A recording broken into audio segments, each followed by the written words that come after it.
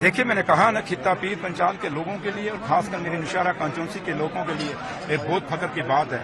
हमारा खित्ता पीर पंचाल, मैं अपने खित्ता पीर पंचाल के लोगों की तरफ से और नौशहरा कॉन्स्टिट्यूंसी की तरफ से मैं अपने लीडर डॉक्टर फारूक अब्दुल्ला साहब और उमर अब्दुल्ला साहब का मेरे पास लफ्ज नहीं कि मैं शुक्रिया कैसे अदा करूं, क्योंकि एक बहुत बड़ा ओहदा हमें दिया है। जिस खित्ता पीर पंचाल के अंदर एक मिनिस्ट्री लेने के लिए बड़ा मुश्किल हो जाता था, आज वहां डिप्टी चीफ मिनिस्टर दिया है। और जम्मू के लिए भी ये फख्र की बात है कि जो लोग बातें करते थे कि जम्मू का चीफ मिनिस्टर होना चाहिए, उमर साहब ने दिखा दिया भैया कि हम नेशनल कॉन्फ्रेंस को जमात है जिसने दोनों खित्तों को हमेशा, पहले तो तीसरा खित्ता भी हमारे साथ होता था, लद्दाख वो अलग हो गया, लेकिन ये दोनों खित्तों को हमेशा साथ लेके चली है। और आज भी उन्होंने साबित किया, जब ये फैसला मुझे डिप्टी चीफ मिनिस्टर बनाया, उन्होंने साबित किया कि भाई आज भी हमारे लिए जम्मू भी उतना अहम है जितना हमारे लिए कश्मीर है। तो इसलिए ये वो लीडरशिप है जिस लीडरशिप में बिना जात, बिना बरादरी, बिना मजहब, बिना फिरका पस्ती के उन्होंने हमेशा फैसले लिए हैं। लेकिन जो बात यहाँ चीफ मिनिस्टर की करते हैं, उनको कहिए भैया पहले जम्मू का गवर्नर तो लगा लीजिए, जम्मू का एलजी तो लगा लीजिए,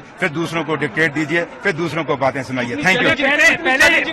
पहले यहाँ पे स्टेट की अब ड्यूटी है, तो कितना चैलेंजिंग रहेगा? देखिए, चैलेंजिंग कुछ नहीं है। आपको याद होगा ऑनरेबल होम मिनिस्टर साहब ने पार्लियामेंट में कहा था, खुद कहा था खड़े होकर कि मैं जम्मू कश्मीर की जमीनें और जम्मू कश्मीर के रोजगार बाहर के लोगों को नहीं लेने देंगे, वो जम्मू कश्मीर के लोगों का हिस्सा रहेगा, उसको तो कोई दूसरा नहीं लेने नहीं देंगे। और दूसरा, उसी हाउस में उसी दिन उन्होंने कहा था कि हम जल्दी से जल्दी जम्मू कश्मीर को स्टेट वापस देंगे। आज हम जो चुन के आए हैं, हमें कोई नॉमिनेटेड एमएलए नहीं है या नॉमिनेटेड गवर्नमेंट नहीं है, हमें लोगों ने चुना हुआ है। और उम्मीद करते हैं कि ऑनरेबल होम मिनिस्टर साहब, मोदी साहब, इन लोगों का जो फैसला उन्होंने लिया है, नेशनल कॉन्फ्रेंस की सरकार बनाई है, उस फैसले को मानेंगे, इस डेमोक्रेसी को मानेंगे और इस डेमोक्रेसी को मजबूत करेंगे और जल्दी से जल्दी यहाँ स्टेट देंगे। लेकिन उमर साहब ने कहा कि 370 पे हम इस गवर्नमेंट से बात नहीं कर सकते क्योंकि जिन्होंने छीना उनसे क्या मतलब? मैंने आपको कहा कि खुद होम मिनिस्टर साहब ने कहा है कि हम ना यहाँ की जमीनें लेने देंगे, ना यहाँ के रोजगार दूसरे लोगों को लेने देंगे। इसका मतलब क्या हुआ? अगर हिमाचल को स्पेशल स्टेटस हो सकता है तो वाई नॉट जम्मू कश्मीर?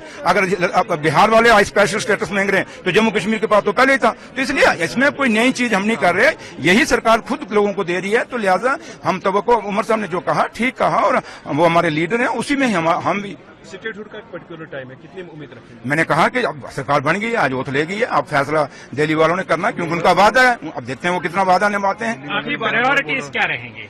हमारी प्रायोरिटीज तो आपको सबको पता है कि आज इन 10 सालों में जो एक गैप आया है, लोगों के सरकार लोगों से, आम लोगों से दूर हो गई है। उस गैप को कहीं ना कहीं बांटना पड़ेगा, उस गैप को कम करना पड़ेगा। उसके बाद लोग बेरोजगार बच्चों का रोजगार का मसला है, यहाँ बिजली का मसला है, यहाँ पानी का मसला है, यहाँ हॉस्पिटलों का मसला है, यहाँ स्कूलों का मसला है, यहाँ टूरिज्म का मसला है। काफी सारे मसले हैं जो यहाँ जम्मू कश्मीर में मसले हैं। इन मसलों को कहीं ना कहीं नेशनल कॉन्फ्रेंस ने हल करना। और सबसे बड़ा मसला जो जम्मू का है, क्योंकि जम्मू जो हमारा दरबार मुफ्त था, ये महाराजे का दिया हुआ था, किसी पार्टी ने नहीं दी था, और महाराजे के फैसले को ही नेशनल कॉन्फ्रेंस ने आगे चलाया था।